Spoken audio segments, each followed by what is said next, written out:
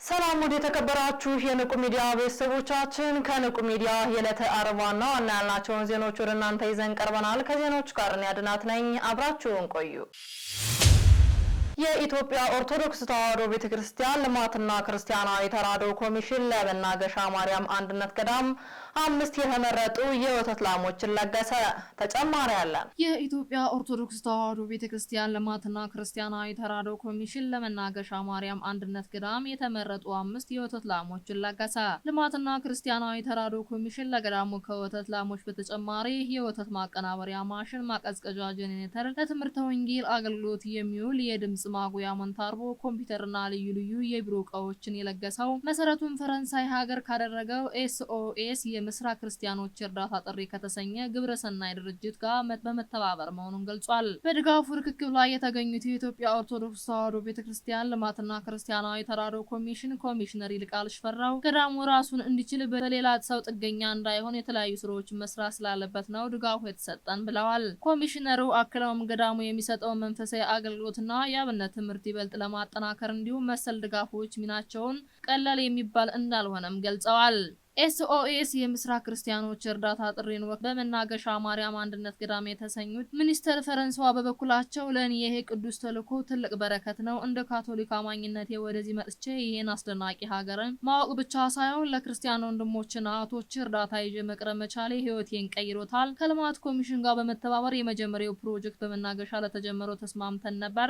ከብዙ ወራት ከፍተኛ ድካም በኋላ ይህንን ፕሮጀክት እውን ማድረግ በመቻላችን ደስተኛ ነኝ ብለዋል። ለመናገሻ ማርያም አንድነት ገዳም አባቶች ስለተደረገላቸው ድጋፍ ብፁዕ አቡነ ሳሙኤል የኢትዮጵያ ኦርቶዶክስ ተዋሕዶ ቤተክርስቲያን ልማትና ክርስቲያናዊ ተራድኦ ኮሚሽን ሊቀ ጳጳስን ጨምሮ የኮሚሽነሩ የበላይ ኃላፊዎችና የኤስኦኤስ የምስራቅ ክርስቲያኖች እርዳታ ጥሪንም አመስግነዋል። የልማትና ክርስቲያናዊ ተራድኦ ኮሚሽን ለመናገሻ ማርያም አንድነት ገዳም መጋቢት 23 ቀን 2018 ዓ.ም ያከናወነውን ድጋፍ በገንዘብ ሲተመን ከ6 ሚሊዮን ብር በላይ የሚያወጣ ሲሆን ኮሚሽኑ ገዳማትና አድባራቱን በልዩ ልዩ መርሃ ግብሮች በማቀፍ ድጋፍ የሚያደርግ መሆኑን የሚታወቅ ነው ብለዋል። በወንጌል ሕይወታችን ሆነ በሚል መሪ ቃል ለሶስተኛ ጊዜ ለሚከበረው የስብከተ ወንጌል ቀን ምክክርና ውይይት ተደረገ።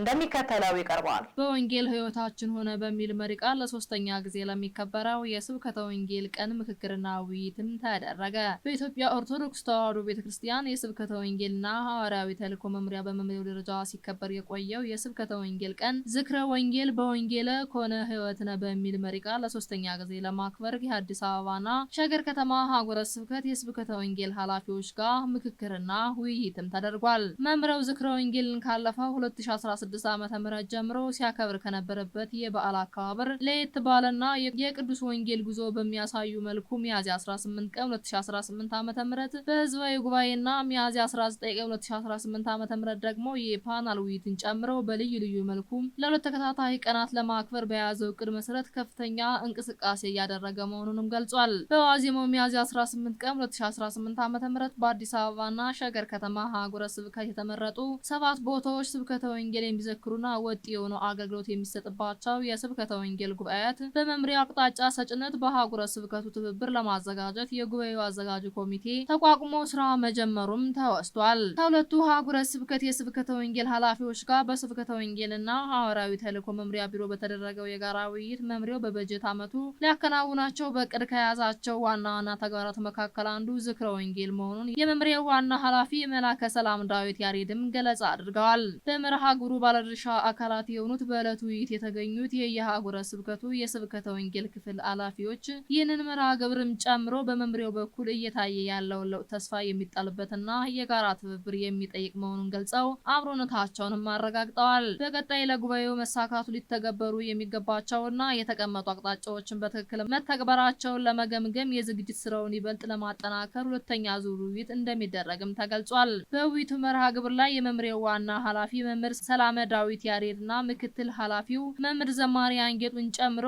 የአዲስ አበባና ሸገር ከተማ ሀገረ ስብከት የስብከተ ወንጌል ኃላፊዎች በትቱጋነ ደመላሽ ቶጋና መምህር አላፍ ተስፋዬ ቂጤሳን ከነምክትሎቻቸው እንዲሁም የሸገር ከተማ ሀገረ ስብከት የሰንበት ትምህርት ቤት ማደራጃ ኃላፊ መምህር ሄኖክ ታየም ተገኝተዋል። የቅዱስ ሲኖዶስ ምልዓተ ጉባኤ የስብከተ ወንጌል ቀን በመምሪያው ደረጃ በየዓመቱ እንዲከበር ውሳኔ ያስተላለፈ መሆኑም ይታወቃል። የአብነት ትምህርት ቤቶች የመማር ማስተማር ፖሊሲን በቅዱስ ሲኖዶስ ለማጽደቅ የሚያስችል የምሁራን ምክክር ተካሄደ። ተጨማሪ ያለን የአብነት ትምህርት ቤቶች የመማር ማስተማር ፖሊሲን በቅዱስ ሲኖዶስ ለማጽደቅ የሚያስችል የምሁራን የምክክር ጉባኤ በመካሄድ ላይ ይገኛል። በመንበረ ፓትርያርክ ጠቅላይ ቤተ ክህነት ትምህርትና ማሰልጠኛ መምሪያ አስተባባሪነት የከፍተኛ የትምህርት ተቋማት አንድነት ለቅድስት ቤተ ክርስቲያን ትምህርት መስፋፋት በሚል መሪ ቃል የተዘጋጀ ሁለተኛ ዙር የምክክርና የውይይት ጉባኤ መጋቢት 24 ቀን 2018 ዓ.ም በጠቅላይ ቤተ ክህነት አስተዳደር ጉባኤ አዳራሽ መጀመሩም ተገልጿል። በጉባኤው መክፈቻ ላይ የቅዱስ ሲኖዶስ ዋና ጸሐፊ የራያ ሀገረ ስብከት ሊቀ ጳጳስ ብፁዕ አቡነ ዲዮስቆሮስ፣ በአሜሪካ የቴክሳስና አካባቢው ሀገረ ስብከት ሊቀ ጳጳስ ብፁዕ አቡነ ሳይሮስ፣ የመንፈሳዊ ዘርፍ ምክትል ዋና ስራ አስኪያጅ ክቡረ ንቡር ኢድ ኤልያስ አብርሃም፣ የመምሪያው ኃላፊዎች፣ የመንግስት ከፍተኛ ትምህርት ተቋማትና የአብነት መምህራን፣ ሀገር አቀፍ አብይ ኮሚቴ አባላት እንዲሁም ጥሪ የተደረገላቸው እንግዶችም ተገኝተዋል። በጉባኤው የመምሪያው ዋና ኃላፊ መጋቢ ሐዲስ ኃይለ እግዚ አሰፋ የእንኳን ደህና መጣችሁ መልእክት ያስተላለፉ ሲሆን የጉባኤው ዋነኛው ዓላማ የቤተ ክርስቲያን የትምህርት ጥራት ማረጋገጥ፣ የአብነት ትምህርት ቤቶችን ፖሊሲ በምሁራን በማበልጸግ በቅዱስ ሲኖዶስ ለማጽደቅና ለትውልድ የሚተርፍ ወጥ የትምህርት ስርዓት በመዘርጋት መሆኑንም አብራርተዋል። ብፁዕ አቡነ ዲዮስቆሮስ ባስተላለፉት አባታዊ መልእክት ጉባኤው መዘጋጀቱ የሚበረታታ መሆኑን ገልጸው የአባቶቻችን የታሪክ ሕይወት መነሻ በማድረግ ለዘመኑ የሚመጥን ስራ መስራት ይገባናል ብለዋል። ያለፈውን ታሪክ ብቻ ይዞ መቀመጥ ሳይሆን የተሰጠ መክሊት ተጠቅመን መስራት እንደሚገባና ወቅቱ የጥያቄና መልስ ጊዜ በመሆኑ ሊቃውንትና መምህራንን በማበረታታት ቤተክርስቲያን ማገልገል እንደሚገባ አሳስበዋል። ብፁዕነታቸው አክለው እኛ ባለመስራታችን ቤተክርስቲያን እንዳትጎዳ በትጋት መስራት እንደሚገባ በአጽንኦትም ገልጸዋል። ጉባኤው ለተከታታይ 2 ቀናት የሚቆይ ሲሆን በመድረኩ የአብነት ትምህርት ስልጠና ፖሊሲ ረቂቅ ሰነድ፣ ከፍተኛ ትምህርት ፖሊሲ፣ የውይይቱ አጠቃላይ ውጤት የሚያሳዩ ጽሑፎች ይቀርባሉ ተብሎም ይታሰባል ብለዋል። በጉባኤው የቀረቡ የዳበሩ ሀሳቦች በቃለ ጉባኤ ተይዘው ለግንቦቱ የቅዱስ ሲኖዶስ ምልዓተ ጉባኤ እንደሚቀርቡ ተመላክቷል። መጋቢት 25 ቀን 2018 ዓ.ም ከንቁ ሚዲያ ያደረስላችሁ ዜናዎችን የሚመስሉ ነበር። ቀሪዎቹን ከቀሪ የንቁ መርሃ ግብሮች ጋር አብራችሁ ቆዩ እያልን እኛ ከወዲሁ ተሰናበትናችሁ። ሰላም እግዚአብሔር ከእናንተ ጋር ይሁን። ቸር ሰንብቱ። እኔ ኃጢአተኛ ነኝ የሚል ሰው አለ? እገሌ ነው ኃጢአት የሰራው እገሌ ነው የበደለው ነው እንጂ የሚሉት በእኔ ኃጢአት ነው ሰማይ ምድሩ የሚገለባበጠው፣ መከራው የመጣው፣ ጦርነቱ የመጣው፣ ችግሩ የመጣው ብሎ የሚል ሰው የለም። አሁን ለምሳሌ አንድ ጅብ ይጮሃል። ጅብ ሲያላዝን ምንድን ነው የሚባለው? ሰው ሊሞት ነው የሚባለው። ጅብ ያላዝናል፣ ይጮሃል። ይሄ የሚያላዝነው ጅቡ ምን ሆኖ ነው? ሰው ሊሞት ነው አለ። ሁሉም ሲጠየቅ እኔ ልሞት ነኝ ብላችሁ ታውቃላችሁ? ሰው ማን ነው? እኔ ነኝ። እኔ ልሞት ይሆን ነው የሚባለው እንጂ ሰው ሊሞት ነው። ሰው እንዲሆን ሊሆን ነው አይባልም። ሰው ማለት ማን ነው? እኛ አይደለንም እንዴ?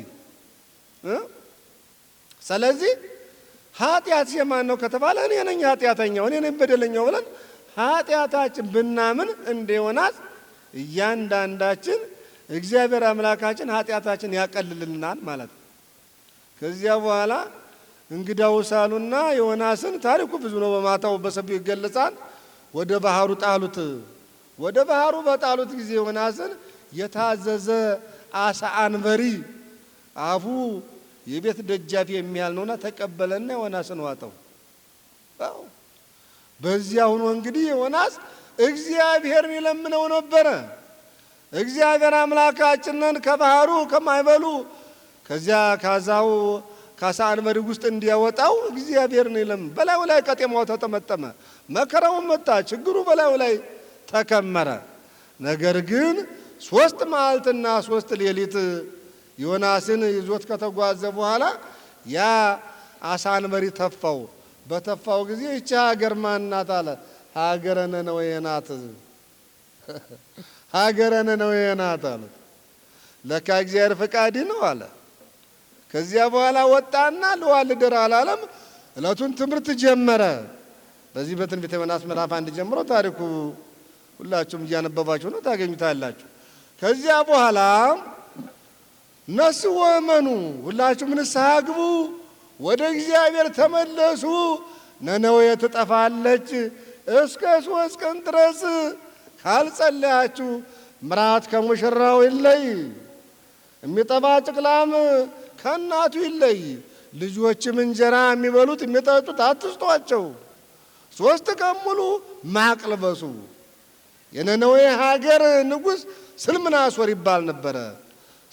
ስልምናሶር የተባለው ንጉሥ ሰማና ከዙፋኑ ወረደ፣ በራሱ ላይ ትቢያ ነሰነሰ፣ ማቅ ለበሰ፣ አመር ላይም ተኛ ይላል። ስልምናሶር ይባላል የነነዌ ንጉሥ በጊዜው የነበረው። ከዚያ በኋላ ሁሉንም ከምራት ከሙሽራው እንዲለይ ሕፃናትም ጨቅሎችም አጠቃላይ እንዳሉ ሁሉም ጠቅላላ እንዲጾም ታዘዘ። ፍጥረት ሁሉ ሊጾም ይገባል። አሁን አንዳንድ ጾም ሲመጣ በእኛ ዘመን ምክንያቱ እኔ በሽተኛ ነኝ፣ ይሄ ሕፃን ነው፣ ይሄ ምንድን ነው፣ ይሄ የሚል ነገር የለም። ሁሉም ነው መጾም ያለበት። ሁሉም የእግዚአብሔር ፍጥረት ስለሆነ ታናሽ የለም ታላቅ የለም።